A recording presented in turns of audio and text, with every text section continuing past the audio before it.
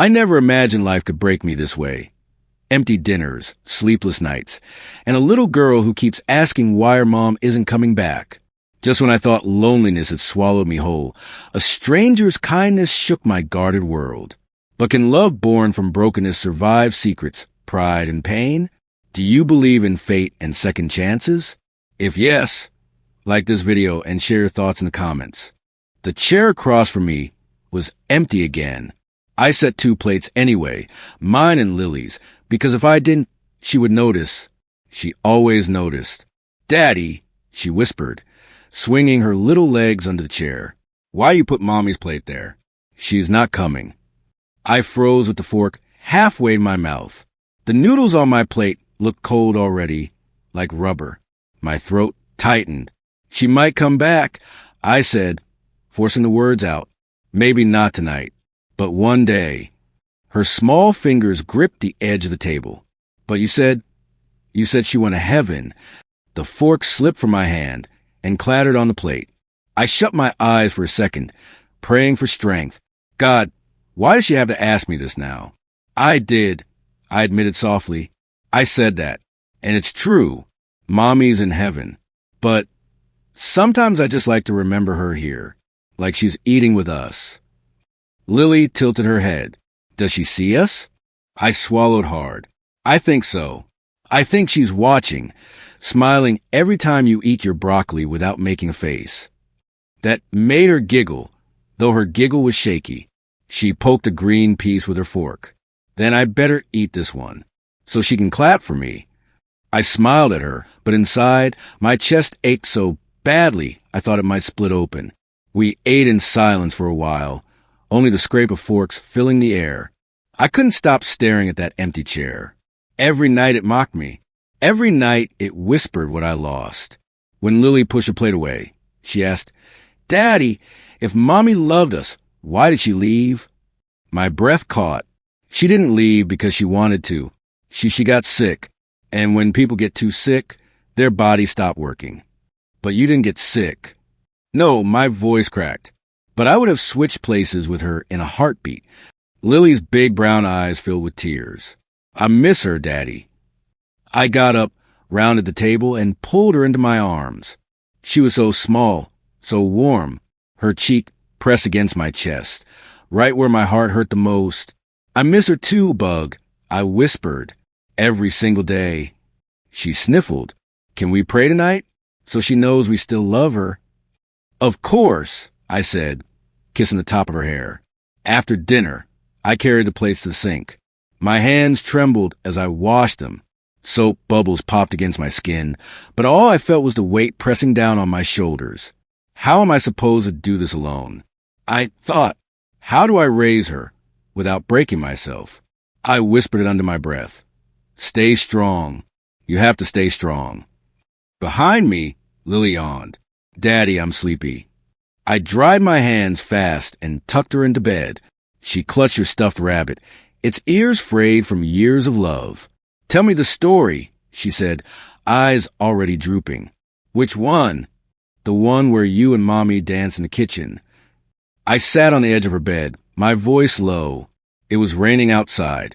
Mommy turned on the radio. She pulled me by the hand, and we twirled around right where you're lying now. She laughed so hard her cheeks went red. "Was I there?" "You were still in her tummy." Her eyelids fluttered, so I was dancing too. I brushed a strand of hair from her forehead. "Yes, you were." She smiled faintly before drifting off. When her breathing evened out, I sat there longer, staring at her little face. She deserves so much more than this broken version of me. I stood, turned off the lamp, and stepped back into the dim kitchen. The empty chair was still waiting, still haunting me. I picked it up and shoved it against the wall. "Not tonight," I muttered. "I can't keep staring at you tonight." I cleaned the table, folded the dish towel neatly, and forced my hands to stop shaking. Before heading to my room, I peeked in on Lily one last time. She had kicked the blanket halfway off. I tucked it around her and leaned down close. "I'll keep going for you," I whispered. "No matter how hard it gets. I promise." She stirred, half asleep, and mumbled, "I love you, Daddy." Tears burned behind my eyes, but I smiled anyway, because she needed to see it even in her dreams. "I love you too, Bug." I turned off the hall light, straightened my back, and told myself again, tomorrow, one more day, we'll survive it. And with that light turn prayer, I prepared to face whatever came next. I told myself last night that we'd survive tomorrow. Well, tomorrow came, and it hit me like a brick. "Daddy, wake up," Lily whispered, tugging on my sleeve before the sun even rose. Her hair stuck out in every direction, a wild crown that made her look both tired and angelic. "I'm up," I groaned, though my body begged for one more hour. My shift at the warehouse ended just a few hours ago, and now the diner expected me. As I pulled on my faded work shirt, she frowned. "You work too much." I kissed her forehead. Somebody's got to keep the lights on. Her small hand squeezed mine. "Do the lights cost a lot?" "More than they should," I muttered, trying to smile. By the time I clocked in at the diner, sweat already dampened the back of my neck. The breakfast rush was merciless, orders piling up, trays heavy, my feet aching before it even hit 10 a.m. "Johnson," my manager barked, "you're late again." "I'm only 5 minutes." 5 minutes is 5 minutes too many. Customers don't wait. I bit my tongue so hard I tasted iron. "Don't snap. Don't lose this job. You can't afford it." "Yes, sir," I said, and hurried to table 6. The hours bled together. Smells of grease and coffee clung to my clothes. When my shift finally ended, I dragged myself to the warehouse for night shift, lifting boxes until my back screamed, scanning inventory until my eyes blurred. The clock seemed frozen, mocking me with every second. By the time I stumbled home, the moon was high. My legs trembled climbing the stairs, but Lily was still awake, sitting cross-legged on the living room floor with crayons scattered around her. "Daddy, look," she beamed, holding up a drawing. I crouched down, my knees cracking. 2 stick figures stood under a huge red heart. One had messy brown lines for hair. That was me. The smaller one had yellow hair tied with a bow. That was her. We were holding hands. "You like it?" she asked, biting her lip nervously. My chest tightened. I couldn't speak for a moment. The paper wobbled in my trembling hand. "It's perfect, Bug. The best thing I've ever seen." Her smile widened. "I made it for you, so you don't feel lonely at work." I pulled her into a hug before the tears could escape. "Thank you, baby. I'll keep it with me, always." But later, when she ran off to change into pajamas, I sat at the kitchen table with a stack of unopened envelopes. Rent notice. Overdue electricity. Final warning. My hands shook as I shoved them into the drawer, slamming it shut. "You're failing her." My mind hissed, "You're working yourself to the bone, and it's still not enough." When Lily patted back in, rubbing her eyes, she caught me staring at the closed drawer. "Daddy, are you okay?" I forced a grin. "Of course. Just tired." She climbed into my lap, curling against my chest. Her voice was soft, but her words cut deep. "Daddy, can we ever be happy again?" I held her tighter, afraid she'd hear the break in my heart. I wanted to promise her yes. I wanted to tell her tomorrow would be better. But all I could whisper was, "I'll do everything I can, Bug. Everything." Those words still echoed in my head the next morning when the knock came. Hard, sharp, the kind of knock that makes your stomach twist. "Johnson," the landlord barked through the door. "Rent's 2 weeks late. You got until Friday. No excuses." My fists clenched at my sides. I opened the door just enough to see his cold eyes. I said, "I'll get it." I muttered. He sneered. "Heard that before. Don't test me." The door slammed. My jaw ached from grinding my teeth. How much more can I take? Behind me, Lily peeked from the couch. "Was that Mr. Clark?" "Yeah," I forced out. "Was he mad?" I crouched so we were eye level. "Don't worry about him. Bug. Daddy's got handled." Her brows furrowed. "But you look sad." I swallowed. "I just need some sleep, that's all." Sleep. A cruel joke. That day at the warehouse dragged like my body carried chains. Boxes felt heavier, bosses barked louder. My back screamed. My chest burned with anger I couldn't let out. By the time I stumbled home, every nerve was raw. Lily had drawn another picture, us standing in front of a house with a big sun overhead. "See, Daddy," she said proudly. "We're happy here." I wanted to hang it on the fridge. Instead, I felt the anger explode. "Lily, I don't have time for drawings right now." Her little face fell, eyes wide with shock. The paper slipped from her hand, floating to floor. She whispered, "I just wanted to make you smile." The silence after that crushed me more than any overdue bill. I muttered an apology, but she'd already curled on the couch, hugging her rabbit tight. "You're a monster," I told myself. "You yelled at the only person keeping you alive." I locked myself in the bathroom. My body slid down the door until I sat on the cold tiles, head in my hands.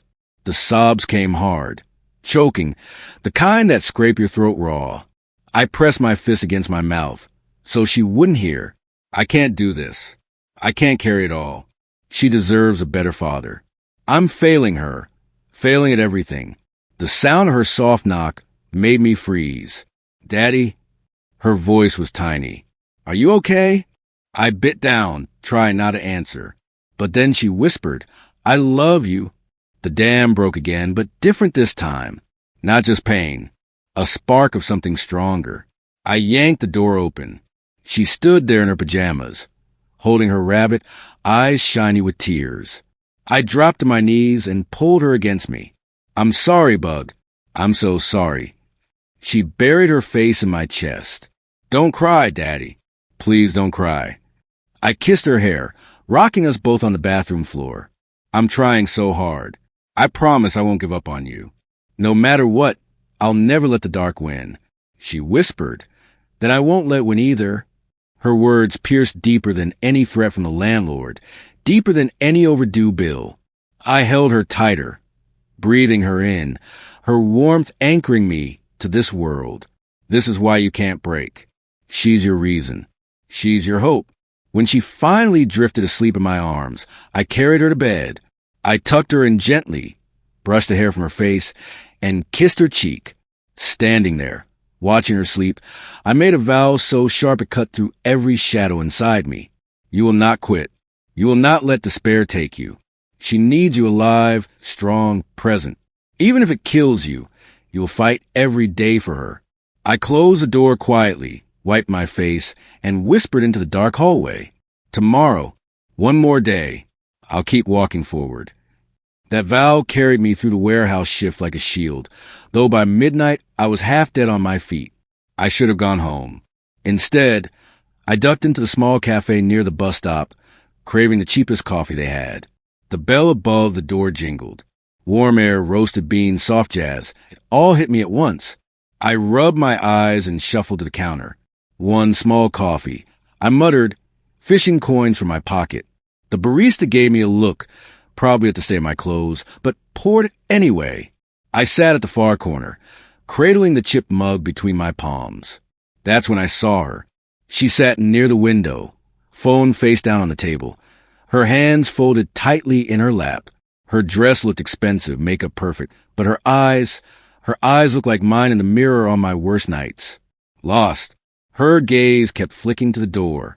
No one came. Finally, she lowered her head, pressing her fingers against her temple.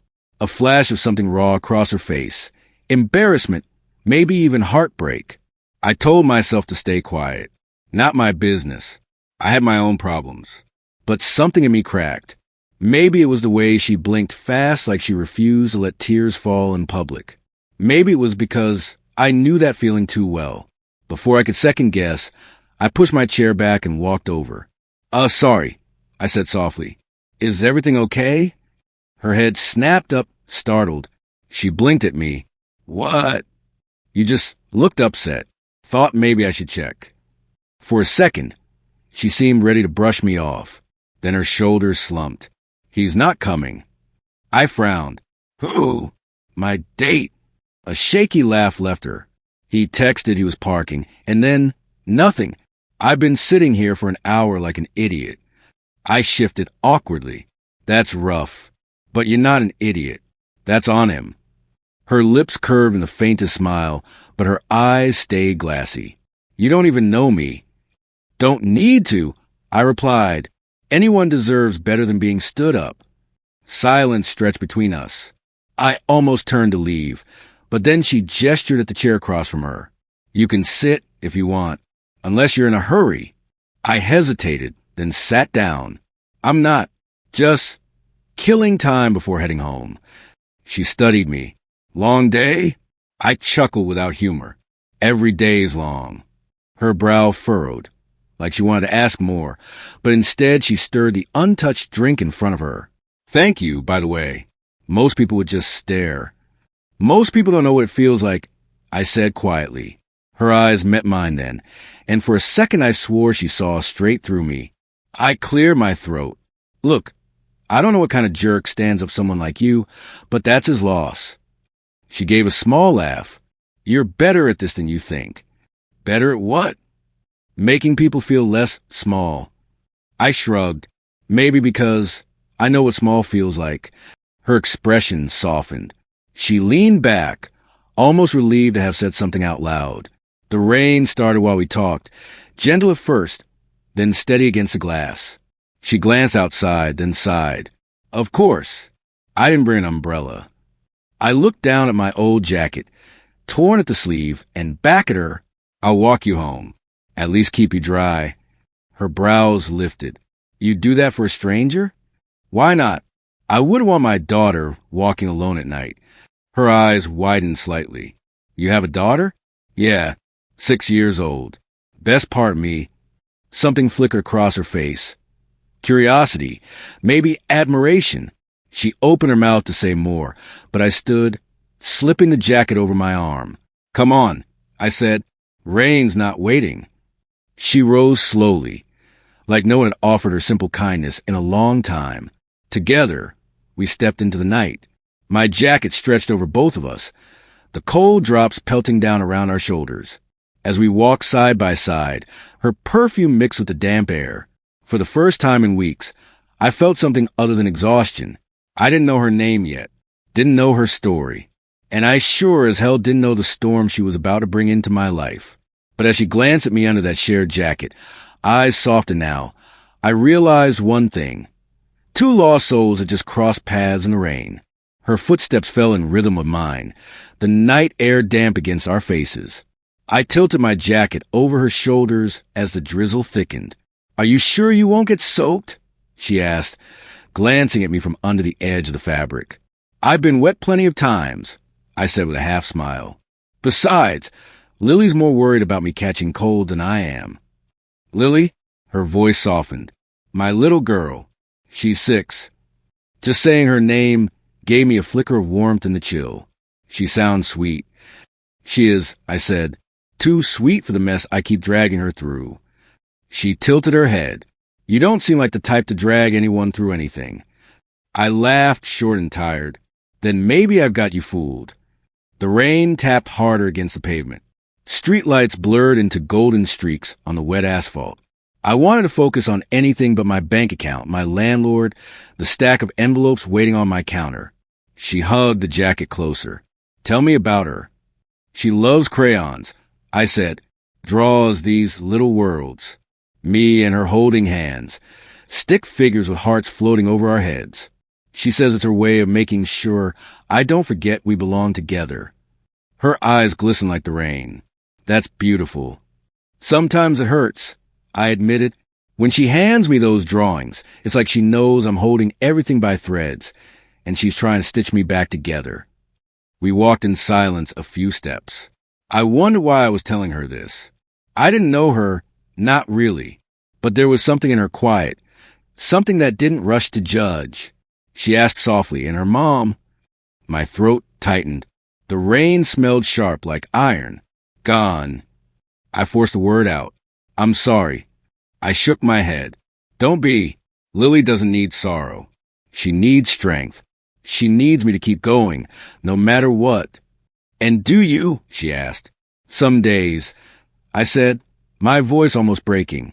Other days I fake it until I can. Her eyes lingered on me. I didn't want pity from her, so I quickened my pace. My shoes splashed through puddles. She matched me. You must love her a lot. She's everything. My reason for breathing, working, fighting. Without her, I trailed off, afraid of where the sentence went. She didn't press, and I was grateful. For a block, all we heard was a hum of tires from distant streets and the hiss of rain against rooftops. I caught her sneaking a glance at me, like she wanted to say more but didn't. I cleared my throat. What about you? Why were you sitting alone tonight? Her lips tightened, then curved into a faint, practiced smile. Let's just say I waited for someone who didn't think I was worth the time. He's an idiot, I said before thinking. That startled a laugh out of her. A real one, unguarded. You don't even know me. Don't need to, I said. Anyone who leaves you sitting like that, he doesn't deserve the chance to know you. She blinked at me, almost shy. I looked away, embarrassed by my own words. We reached the corner of her street. She slowed. This is me. I stopped with her, water dripping from my hair into my collar. Safe now? Yes. She hesitated, then handed me back my jacket carefully, smoothing it as though it mattered. Thank you for the walk, and for talking to me like I wasn't invisible tonight. You're not invisible. Her lips parted like she wanted to answer, but instead she gave me a small nod. She stepped backward, clutching her purse. I turned to leave, but something made me glance over my shoulder. She was still standing there under the streetlight, rain streaking around her. When our eyes met, she quickly looked away, then back again, like she couldn't quite decide if she should let me go. My chest tightened. I gave a faint smile, awkward, unsure, and lifted my hand in a small wave. She waved back, slow and hesitant, as if her fingers were holding on to something she didn't want to release. When I finally forced myself to walk away, the night felt heavier and lighter all at once. Why did I tell her so much? I thought, shoving my wet hands in my pockets. I usually kept my walls high, talking about Lily, about pain.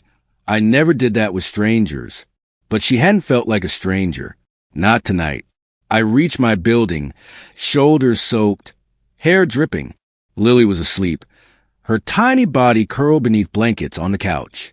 I brushed a hand through her hair gently, careful not to wake her. Everything I do, it's for you, I whispered. Her hand twitched in sleep, as if she'd heard me anyway. I sank into the dark, staring at the ceiling. My jacket still carried her perfume faintly.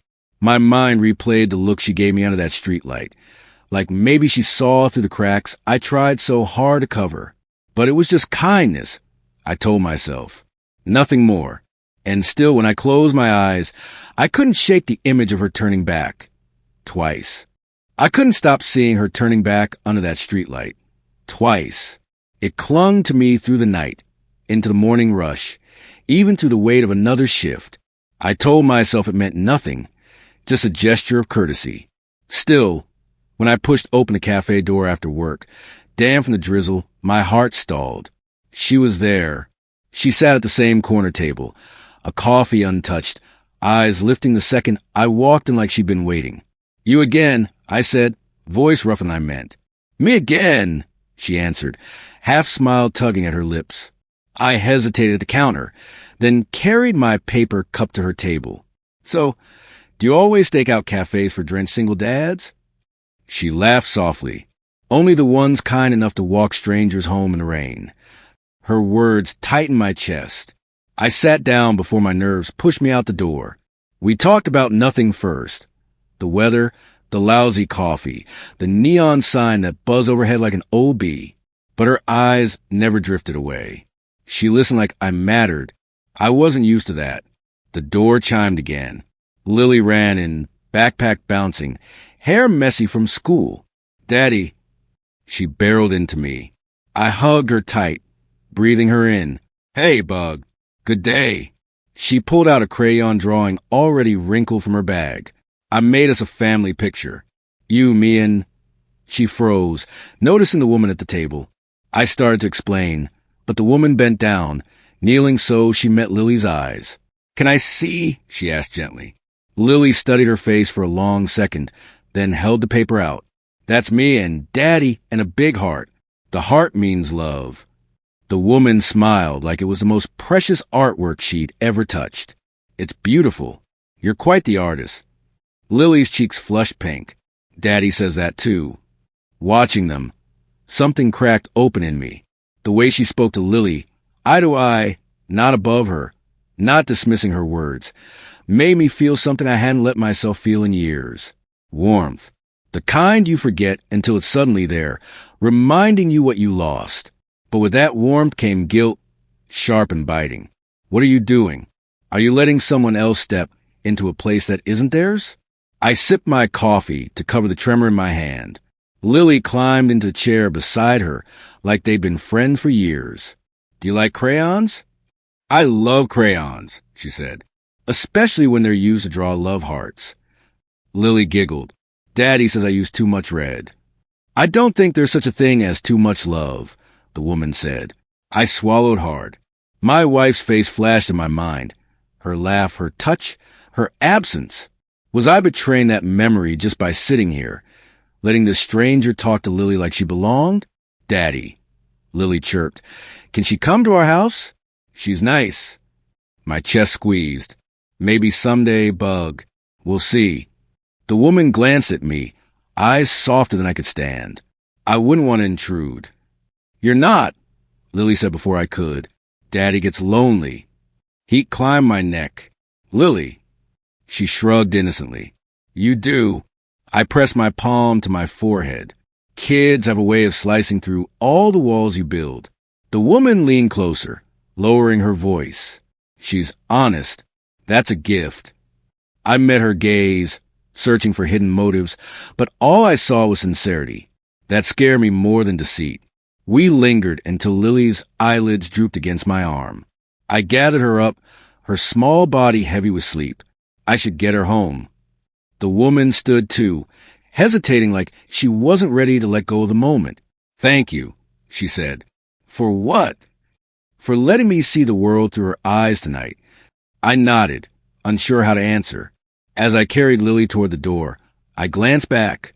She was watching us, chin resting in her hand, expression unreadable but intense. Outside, the evening air was cool, the city buzzed around me, but my thoughts were louder. What am I doing? I can't invite this. I can't need this. Yet I couldn't deny it.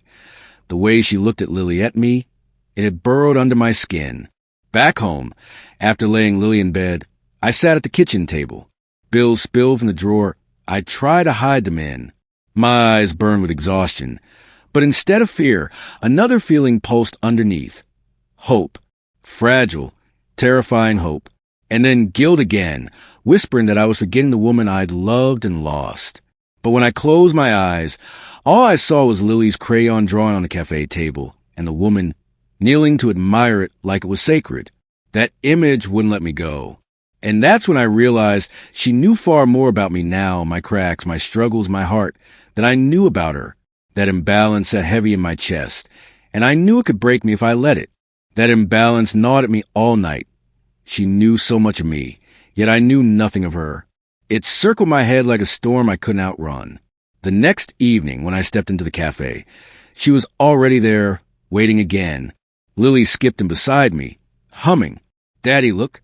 She's here. Lily pointed like it was the best surprise in the world. The woman smiled warmly. Hi, Lily. Lily beamed. I drew another picture.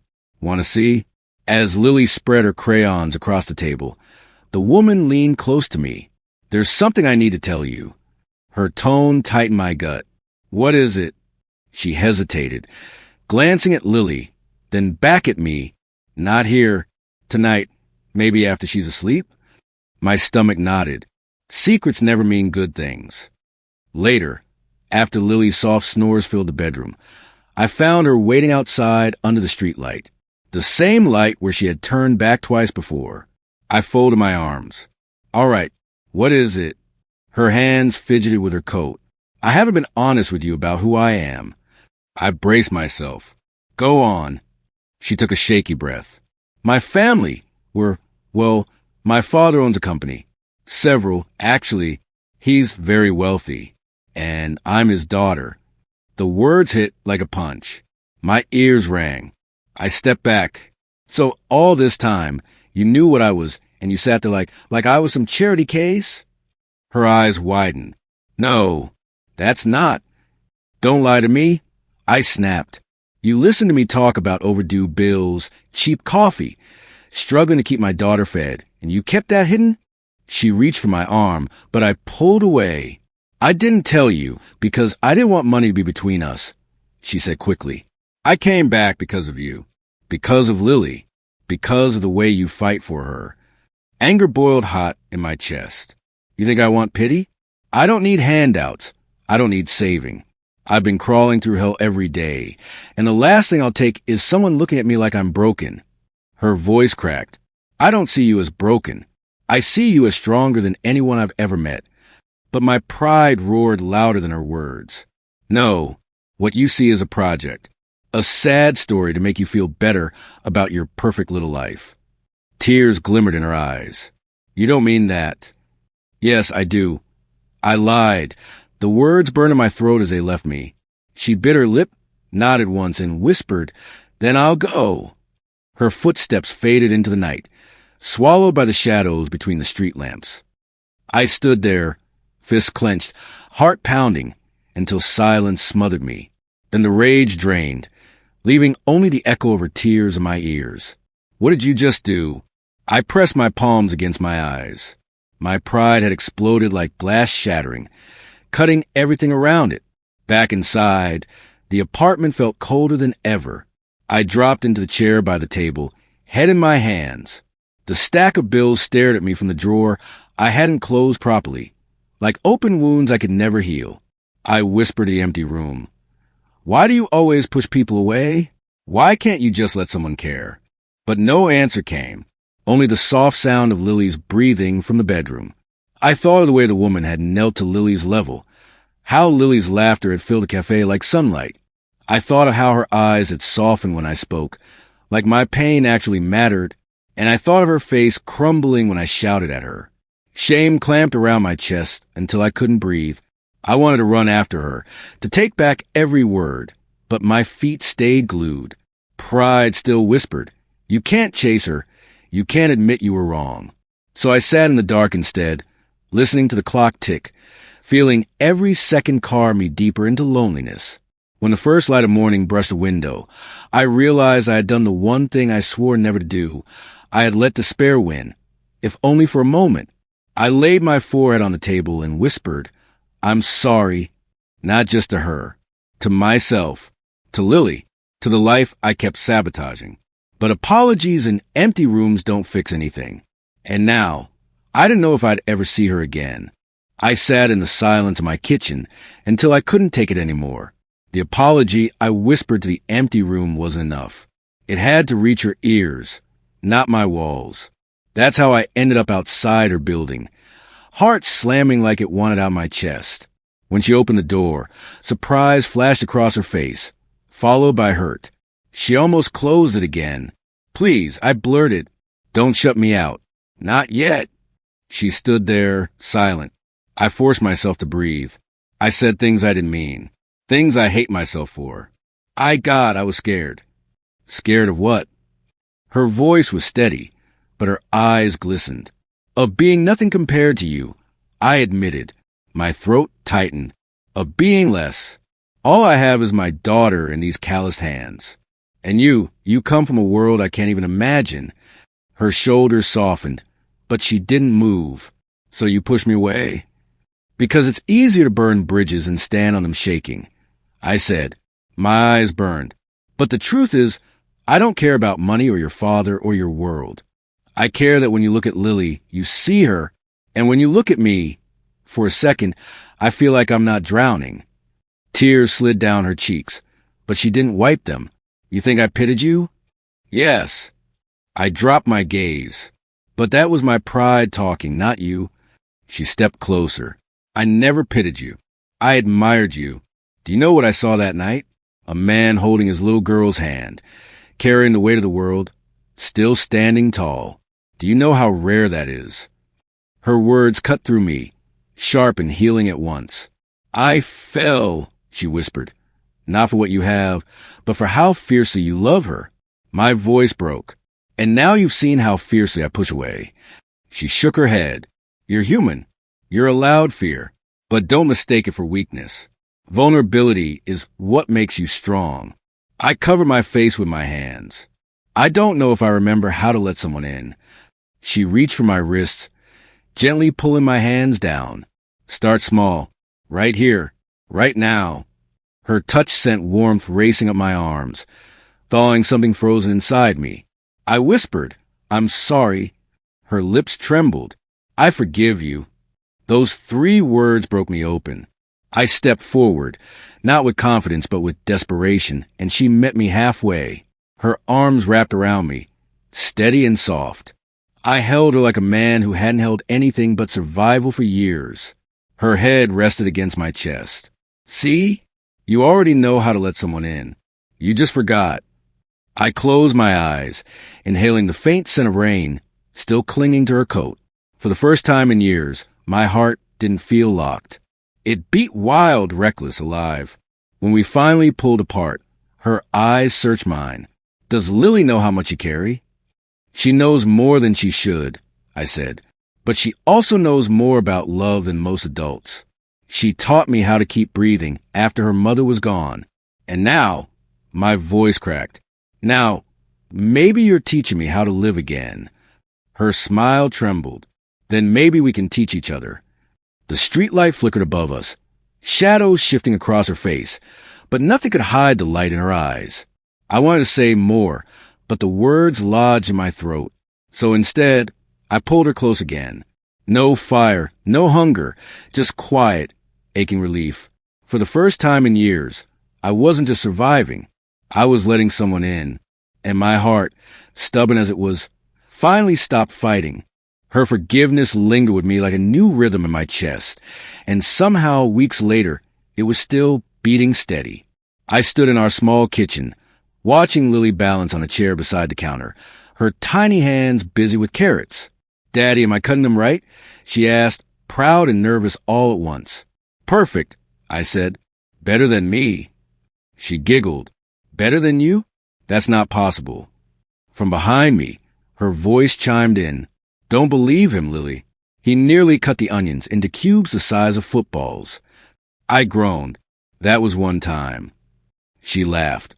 A sound I still wasn't used to hearing inside these walls. It didn't echo off emptiness anymore. It settled into warmth. Lily's face lit up. See, Daddy? She's teasing you. That means she likes you. My heart jolted. I kept my tone light. Oh, is that the rule? Yup. I read it in my mind, Lily declared, tapping her forehead. Her mischief was brighter now, less guarded.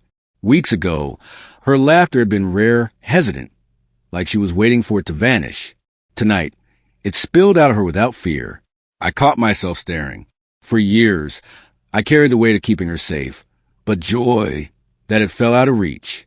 And now, here it was, running wild in my kitchen, all because 2 people had refused to give up on us. Hey, she said softly, catching me watching. You okay? I swallowed. Yeah, just amazed. She studied me. You don't have to keep looking over your shoulder anymore. It's okay to breathe. Her words sank deep. I wasn't sure I knew how to stop guarding my heart, but maybe she was right. Maybe this was what breathing felt like. Daddy. Lily waved a carrot stick in front of me. Are you listening? Yes, ma'am. I smiled. What's the order, chef? She grinned. You do the stirring. She does the seasoning. I'm in charge of taste testing. Convenient, I muttered, earning another round of laughter from both of them. The kitchen filled with the scent of garlic and butter. Steam rose from the pot. It wasn't a feast, not by anyone else's measure. But for me, it was the richest table I'd ever seen. Lily leaned against me. Daddy, do you like cooking better now? With you here? I kissed the top of her head. I love it. She wrinkled her nose. You're cheesy. Her voice cut in gently. That's the best kind of love, Lily. A little cheesy. Like pizza? Exactly like pizza. We all laughed, and for once, it didn't feel fragile. Later, as we set the table, Lily asked, "Can we do this every night?" I froze. My old instinct was to promise nothing, afraid of failing her. But tonight, I let myself say it. Yes, every night we can. Her eyes widened. Really? Really? I meant it. She clapped, then leaned closer to whisper, "I think she should sit next to you. You two smile too much when you're together." Heat rushed to my face, but I chuckled. Boss's orders.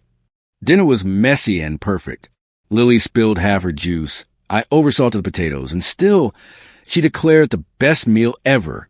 When Lily finally ran off to grab her crayons, the kitchen quieted. "She's glowing," she said softly, watching the doorway. "Yeah." My throat tightened. For the longest time, I thought I'd broken something in her I could never fix. But look at her now. Her hand brushed mine. You didn't break her. You carried her through. That's what love does. I held her gaze. I thought love meant never failing.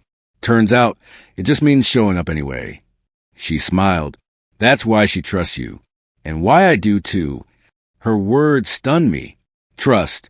I hadn't realized how much I longed to hear it. Lily's laughter floated in from the other room, coloring the silence between us. I whispered, "For years, this house was quiet. Too quiet.